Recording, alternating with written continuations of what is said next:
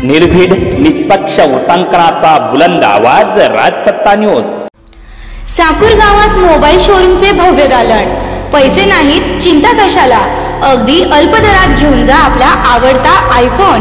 यासाठी एकदा अवश्य भेट द्या जय माता दी मोबाईल शॉपिंग। या ठिकाणी मोबाईल रिपेअरिंग तसे सर्व सॉफ्टवेअर व हार्ड डिस्कचे काम अगदी अल्प दरात करून मिळेल।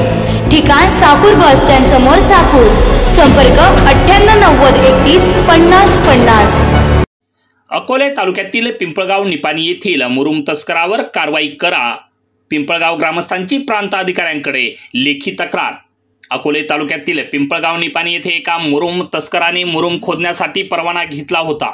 हा परवाना किती आहे याची चौकशी महसूल विभागाकडे केली असता ठोस उत्तर कुठल्याही महसूल कर्मचाऱ्यांनी दिली नाही।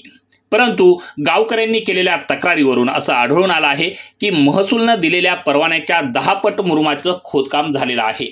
त्यामुळे पिंपळगाव निपाणी येथील ग्रामस्थ मोठ्या प्रमाणात आक्रमक झालेत।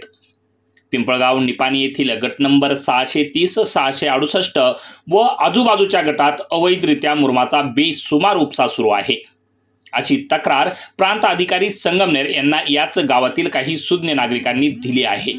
या अर्जात त्यांनी म्हटलंय की आमच्या गावातील गट नंबर 630, 668 व आजूबाजूच्या गटात मोठ्या प्रमाणात मुरुम खोदण्यात आला आहे।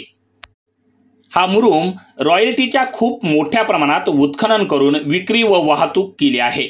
यामध्ये तक्रारदाराने अतिशय अभ्यासूपणे उत्पन्नाची माहिती दिली आहे। दिवसभरात एकूण 6 ब्रासचे 4 डंपर दररोज ही वाहतूक करत आहेत। या डंपरच्या माध्यमातून दिवसाला जवळपास 150 ब्रास मुरुम वाहतूक करण्यात येते। ही मुरुम वाहतूक जवळपास 2 महिन्यापासून सुरू आहे। असे 9 ते 10 हजार ब्रास मुरुम उपसा आत्तापर्यंत अवैधरित्या करण्यात आलाय, अशी तक्रार देखील त्यांनी दिलेली आहे।